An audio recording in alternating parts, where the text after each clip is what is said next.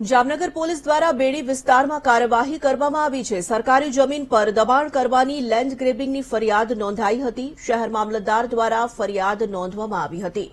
રજાક સાયચા નામના શખ્સ દ્વારા જમીન પચાવી પાડવાનું કારસ્તાન કરાયું। 2 દિવસની તપાસ બાદ પોલીસે આરોપીના ઘર પર બુલડોઝર ફેરવ્યું। બેડી વિસ્તારમાં ચુસ્ત પોલીસ બંદોબસ્ત પણ ગોઠવી દેવામાં આવ્યો।